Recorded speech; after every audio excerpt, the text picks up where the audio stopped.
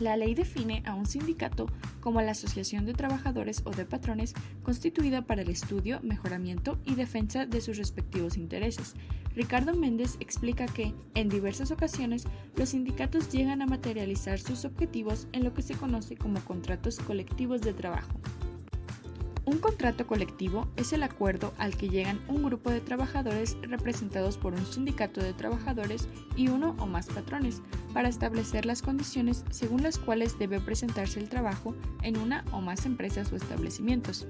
Así, son aplicables a todos los trabajadores de la empresa o establecimiento, sean sindicalizados o no.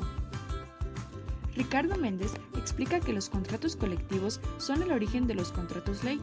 Un contrato ley es un convenio entre uno o varios sindicatos de trabajadores y varios patrones que busca establecer las condiciones según las cuales debe prestarse el trabajo en una rama determinada de la industria y declarado obligatorio en una entidad o varias, en una zona geográfica o en todo el territorio nacional.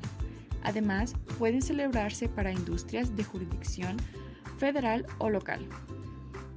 Pueden solicitar un contrato ley los sindicatos que representen las 2/3 partes de los trabajadores sindicalizados, por lo menos, de una rama de la industria en una o varias entidades federativas, en una o más zonas económicas, que abarque una o más de dichas entidades o en todo el territorio nacional. La duración de un contrato ley se estipula por acuerdo de las partes, pero no debe exceder los 2 años y debe revisarse cada año en lo que se refiere a los salarios diarios y termina por mutuo consentimiento de las partes que representen las mayorías. La diferencia entre ambos términos radica en su aplicación. Mientras que el contrato colectivo aplica para una empresa, el contrato ley regula a toda una rama de la industria.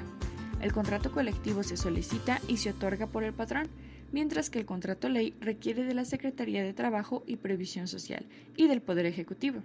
Además, el contrato colectivo tiene un tiempo indefinido, pero el contrato ley tiene una duración máxima de 2 años. Gracias a la formación de coaliciones, sindicatos y contratos correctamente establecidos, los trabajadores adquieren su derecho de hacer huelga, establecido en la Ley Federal del Trabajo, bajo el título octavo de los artículos 440 al 469. La huelga implica una suspensión temporal de las actividades, es decretada por los trabajadores y tiene por objeto el mejoramiento de las condiciones de trabajo a favor de los trabajadores. Para hacer una huelga se requieren de 3 tipos de requisitos. El requisito de forma explica que se debe avisar por escrito al patrón, explicando las peticiones con 6 días de anticipación o 10 días para los servicios públicos, con copia al tribunal competente.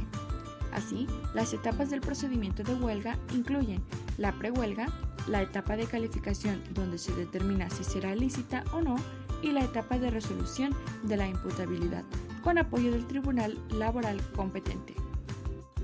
El requisito de mayoría obrera significa que para que sea legalmente existente, la suspensión se debe realizar con la mayoría de los trabajadores, es decir, más de la mitad.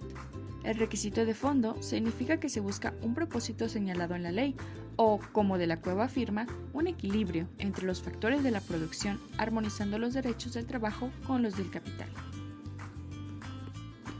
Los tipos de huelga se clasifican por su objeto, por su calificación y por su alcance. Por su objeto se divide a su vez en, primero, equilibrio, que se busca entre los factores de producción y los derechos con los del capital. Segundo, de objeto contractual, donde busca obtener o exigir el cumplimiento de un contrato colectivo o un contrato ley o revisar los salarios. Tercero, de solidaridad, para apoyar a otra huelga. Y cuarto, de cumplimiento de participación, exigiendo la participación de utilidades. Por su calificación, se divide a su vez en huelga lícita o legalmente existente, cuando reúne los requisitos que marca la ley. Una huelga ilícita o inexistente, cuando realicen actos violentos o atenten contra servicios que presta el Estado, y una huelga justificada, cuando se demuestre que es producto de la irresponsabilidad de la empresa. Por último, por su alcance, que se divide a su vez en una huelga general o una huelga parcial.